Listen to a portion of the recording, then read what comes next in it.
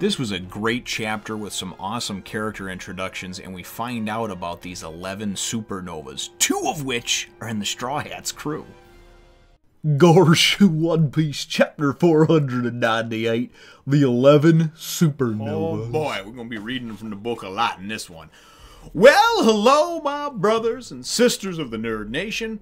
I, as always, am Jim, and I'm here to bring you another review on the awesome and fantastically woven supernova-ridden tale of One Piece. Now, our last chapter, of course, saw us really being introduced to or seeing a couple of these celestial dragons. I refer to them as members of the Lucky Sperm Club because as far as I know, other than their arrogance that they have about them, they've done nothing, though, to actually gain or keep this title that they have. They were just born into it. And 800 years is like 20 or 30 generations removed, so personally, I don't give a fuck about them. But if you mess with them, apparently they call in like a hit squad with one of the admirals at its helm and you're dead anyway, so that's why people don't mess with them. That's where things left off, though, and things actually pick up. It's kind of neat. You see this sort of like little montage of on the way to going to find this coding specialist with Hachi through the groves and whatnot. They wind up, we find out that groves 1 through 29 are pretty much like shitty areas that are kind of lawless. Nobody really pays attention to or watches out for them. So that's kind of where a lot of the thugs and stuff like that hang out. And actually our crew, they get jumped 3 different times, or at least the different people attempt to jump them, bounty hunters and such. And Luffy and the crew just, handily beat the shit out of them every time. And everybody, of course, is amazed at how strong they are, Hachi and Papagu and that type of stuff, right? So anyway, they wind up going and getting to this bar, and it's called like Rip Off Bar or whatever. And they're like, "What? You put it right in the title?" So they walk in, and he's like, and Hachi's like, "Hey, is Shaki or Raleigh here?" And they wind up introducing us to this tall, thin woman with this kind of shorter bob type of haircut, they think they call it, and these like striped pants. It almost looks like something out of like it's like a 70s disco era type thing, Anyway, and she's introduced as Shaki. She used to be a pirate. She's now the actual owner of this bar. And her and Hachi obviously go way back. There's some banter between them, something along the lines of, okay, it's about 10 years ago since we last saw. She immediately, though, recognizes, and she calls it the monkey pirates, right? And immediately knows that the Luffy's kind of like, well, what, how you know us, and she gives, what she winds up doing is she gives Brook and was it Usopp wasn't even with Brook and somebody else, they wind up going through and start eating it from the fridge, like they're making themselves at home, and she's like, no, it's all right, make yourself at home. And then she goes and hands Chopper some cotton candy, and that's how this whole thing leads into it, because then Luffy or something says, how'd you know he likes cotton candy? And she says, basically, she keeps her ear to the ground, man. Information is power, right?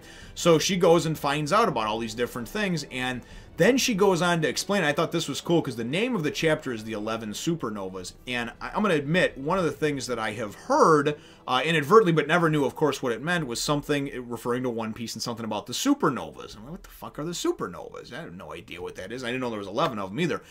Anyway, what it is everybody obviously has to start out, somewhere at some point on the Grand Line, and most people obviously through Reverse Mountain, because they can't get through the Calm Belt unless they're world government or have those ships and whatnot with the sea prisms on them. So there's 6 different paths that you can take through the Grand Line, right? Or 6 or 7, and they all wind up coming to pretty much ending at the same place, and then everybody winds up gathering at the archipelago here to figure out then how they can get through Fishman Island and obviously get into the New World, right? So currently on the island, or on the mangroves on the archipelago, there is 11. Let me see here. There's 10 plus 1 more. There's 11 of these supernovas, right? And that include and a supernova is someone that has 100 million berry bounty or more. So Zoro and Luffy are both supernovas, right? Very cool. They're in a neat, distinct club. And then the rest of the chapter goes on to, and this is where we're going to get into some heavy reading from there, where I actually go and look at and introduce the characters, is an introduction of the 9 other supernovas. Only 1 or 2 of which I've ever heard the name of before. But anyway, we'll get to that in just a moment. We find out that this guy Raleigh He's been gone for about 6 months, but he would never leave the archipelago, and he's probably just drinking and whoring and doing whatever, right? But he's the guy, he's the specialist, he's the guy that's going to put the coating on their ship, because she already knows why they're there. You need the coating on the ship, and that's how it leads into all of the supernovas. So then the rest of the chapter does a great job of introducing a ton of new characters who we know are going to wind up being formidable opponents, maybe even some allies at some point, but just characters that over the course of the rest of the journey in One Piece, I'm sure we're going to wind up seeing again. So the first one that's introduced, and out of all these supernovas, only one actually has a bounty that's higher than Luffy. So we'll get to that in a second. The first guy is Capone Gang Beige? Yeah, I think so. And he's got 138 million berry bounty. And it's kind of cool. I love how they do this. They show the picture, and then but leading up to that, they kind of show some of these different pirates that are about to tangle with each other, and many of them are just like, back the fuck off. We don't want to get into some shit. We're on the way to the new world, you know? The next one is this gluttonous, like, just super hot chick that's just kind of sitting there because, I mean, honestly, you know, who doesn't like that? She's got, like, she's basically sitting there in her underwear and boots with her little suspenders on, sitting up on the table, and she's like, give me more food, right? So that might be Luffy's girlfriend, future girlfriend.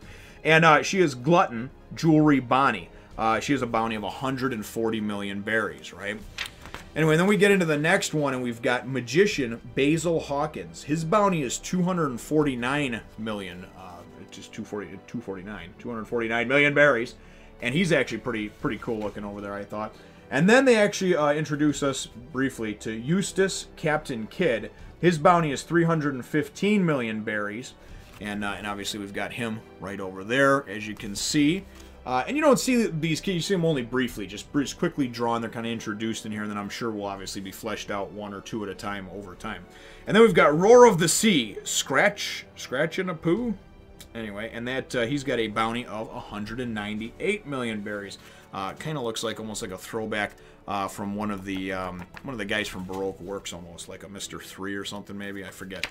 Anyways, then moving on, we've got Red Flag X Drake, and that his bounty is 222 million berries. And I wonder who comes up with this shit, right? You know, like in the world government, like who comes up with 222? You know what I mean? It's like, just whatever, man. Just make it 225, make it 250, make it 200, you know? Anyway, then we've got Mad Monk, and this guy's from Sky Island. Fallen Monk Pirate Captain Mad Monk Urouge. He's got 108 million berry bounty. Pretty cool looking dude there. That guy, actually, I like him. I like it. I just like the look of him. I think he's kind of cool. And then we've got from the South Blue, Kid Pirates Fighter. So he's obviously somebody that's he's also in Eustace Captain Kidd and his pirates. Murder Machine Killer, bounty 162 million. And I wonder, it says Murder Machine, I wonder if this thing is just like a complete robot, cyborg, if it's a cybernetically enhanced human, like, again, a cyborg. I don't know. And then they wind up introducing us at the end here. And this guy I've seen only because of my buddy Teching, and I've seen him wear this with this hat in some different, you know, live streams and stuff like that. And I remember him telling me, oh, no, this is the Trafalgar Law hat. I don't know how it's pronounced. But anyway, Surgeon of Death, Trafalgar Law. Bounty 200 million berries from the North Blue Heart Pirates captain. So now I'm finally introduced to, and I see this dude, which is actually pretty cool, right? So the nice thing is, though, is how they explain, you know, about everything is that in the new age of pirates and everything else, basically there was so many of them that probably got on the Grand Line that this really is the cream of the crop, the select few, the ones that have been whittled down and have actually made it on this journey, which takes obviously months, if not years, just on the first half of the Grand Line to even get to this point. So it's going to be a bloody mess on the other side of the New World because, and she was even explaining, like, Eustace Kidd, she goes, I'm pulling for you anyway because Kidd's bounty is so high because basically they just go and his crew just slaughters like entire villages of people and shit, just, you know, just for no reason, just to get that bounty up higher, right? So for all we know, the guy's really a bitch, a little weak dick faggot bitch, and I probably shouldn't say that. That's not the right way of going about it, but more than likely, a lot of times when people are just cruel just to be intentionally cruel, a lot of times it's because they're very weak and they're just trying to protect the image that they're strong and that they're cruel, and it's like, hey, we'll take out a whole town, it'll raise our bounty, everybody will be scared of us, you know? So kind of like the character, I forget what his name is, but he's one of Doflamingo's underlings that Luffy just Luffy just smashed the side of his face in. Anyway, the name escapes me right now, but everybody knows what I'm talking about back around chapter 220 something or 230 something. So that's how the chapter winds up ending off. Absolutely wonderful, being introduced to these 11 supernovas, now knowing that 2 of them are on our own near and dear crew, the Straw Hats. 2 more of them look like they're actually with, obviously on for the Kid Pirates, and then of course being introduced to this Trafalgar Law. That was kind of cool because I had no idea when he was coming into the picture. And really, other than him, I think the only other character that I remember now correctly the name of is this Hancock, Boa Hancock. I remember that name. Just because I thought it was kind of funny, and my mind automatically goes dirty, and I think of boa, like a boa constrictor, and Hancock. And anyway, I think about basically just like a sexual act.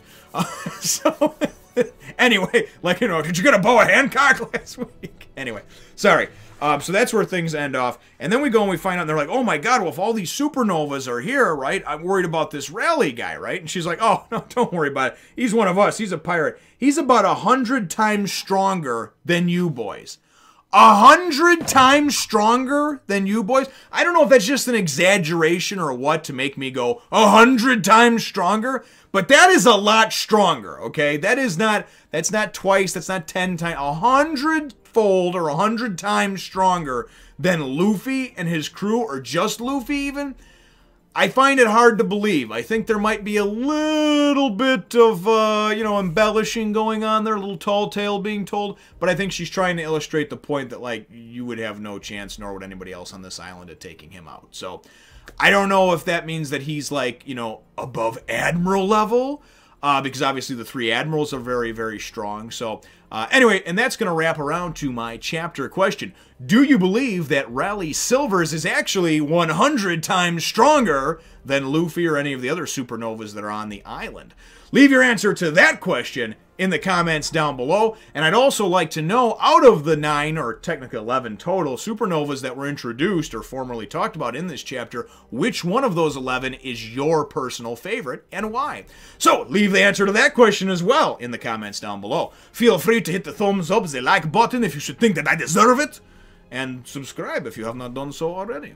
We will look forward to catching you in the next one, Nation. Thank you for watching. Remember to follow me on Facebook, Twitter, and check out my other channels.